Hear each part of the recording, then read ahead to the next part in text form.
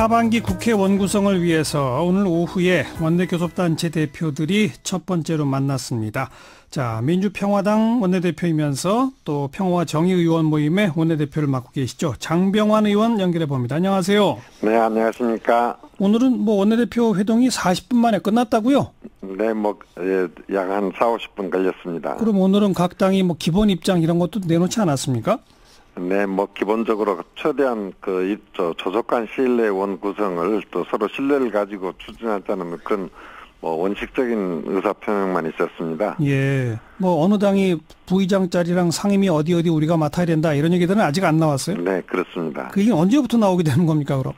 네, 이제 내일부터 수석 부대표들 회담이 이제 지속되고 또 다음 주에 저희들이 원내대표들끼리 또 다시 만나기로 했습니다. 예. 서로 이제 약간의 탐색전이 좀 시작이 되고 있는데 조금 좀 시간이 걸릴 것으로 예상이 됩니다. 예. 의장단 구성 문제하고 상임위원장 배분 문제 요 두 개를 좀 나눠서 접근해 봤으면 좋겠는데 먼저 의장단 부분에 대해서 어제 정의당의 노회찬 원내대표는 이거 초등학교 반장 선거보다 못하다. 그냥 국회에서 아예 입후보 받아가지고 정견 발표 듣고 선출하는 게 어떠냐 이런 얘기를 했는데 장병완 의원은 어떻게 보세요? 네, 노 대표님 말씀하신 것처럼 이 국회의장을 포함한 의장단 선출에 대해서 어떤 혁신적인 변화가 필요합니다.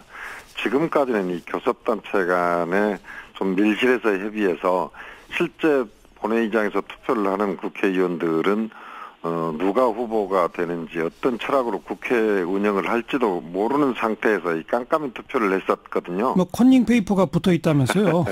네.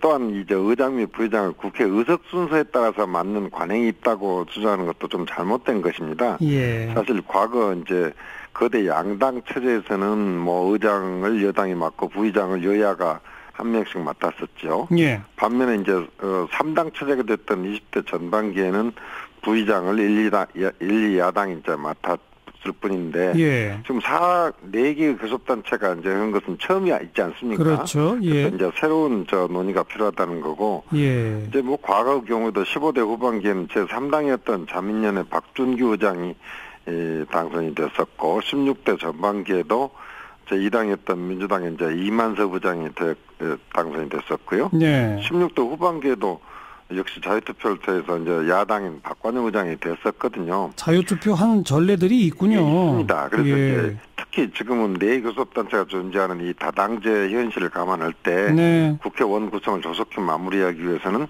교섭단체별로 의장, 부의장 후보를 추천하고 또 이들이 앞으로 어떻게 국회를 운영하겠다는 좀 이렇게 철학을 좀 이렇게 발표를 하고 예. 이를 바탕으로 해서 자유투표를 해서 선출하는 것이 국회법 원칙에 더 충실해지는 거 아니냐. 네. 그래서 오늘 회담에서 이런 과거의 잘못된 관행은 좀 탈피해보자 하는 제안을 했습니다. 자유투표. 근데 그 자유투표에 대해서 아무래도 다수당인 더불어민주당이 좀 떨떠름해하지 않습니까? 뭐라 그래요? 그렇지는 않고 오히려 더불어민주당에서는 보다 적극적이고 예.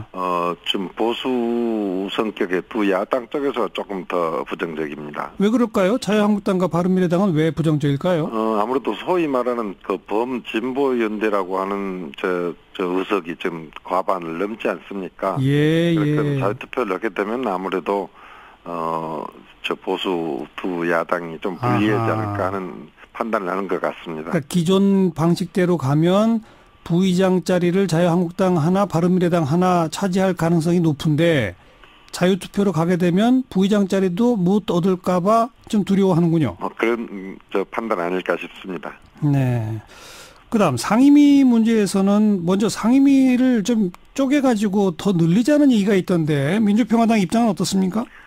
이제 이 부분은 어떤 이런 각 당의 입장보다는 한 상임위에 2개 부처를 담당하는 위원회가 몇 군데 있습니다. 그렇죠. 예를 들어서 교문위 같은 경우는 교육부하고 문화체육관광부가 담당을 하지 않습니까? 그런데 이제 교육부 쪽에 현안이 많다 보니까 거기에서 여야 간에 서로 정쟁이 발생을 해가지고 예. 상임위원회가 파행을 겪는 경우가 많았습니다. 예. 그렇게 되면 실제 이견이 없는 문화체육관광부 소관 업무마저도 같이 마비가 돼버리거든요. 예. 그렇기 때문에 국회가 원활하게 운영되기 위해서는 이런 상임위원회를 좀 분할하는 게 좋지 않겠느냐 하는 논의가 지난 이전 종전부터 쭉 있어 왔었습니다. 예.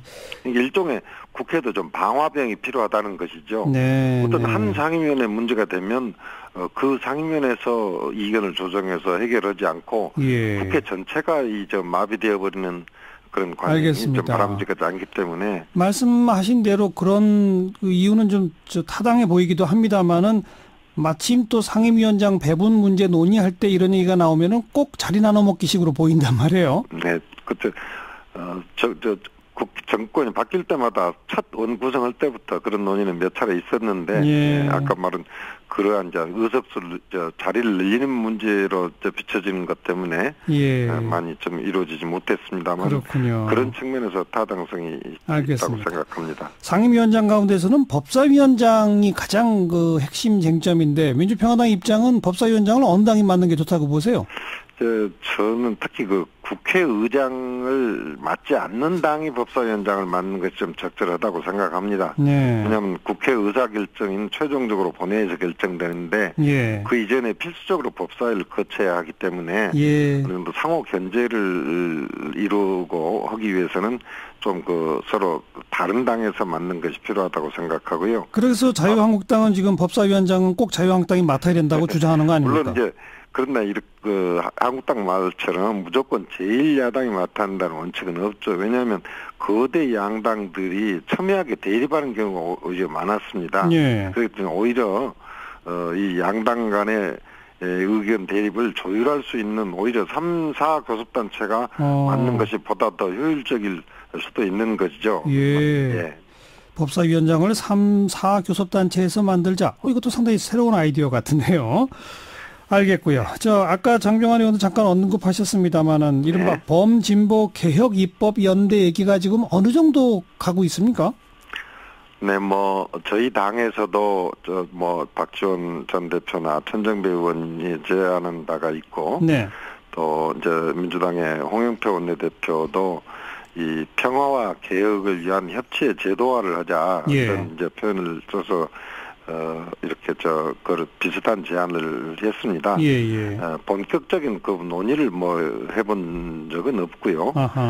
다만 지금 이번 새로운 대한민국을 위한 적폐청산 작업이 진행되고는 있지만 이를 뒷받침할 어떤 개혁 입법이 20대 전반기에 거의 이루어진 것이 없습니다.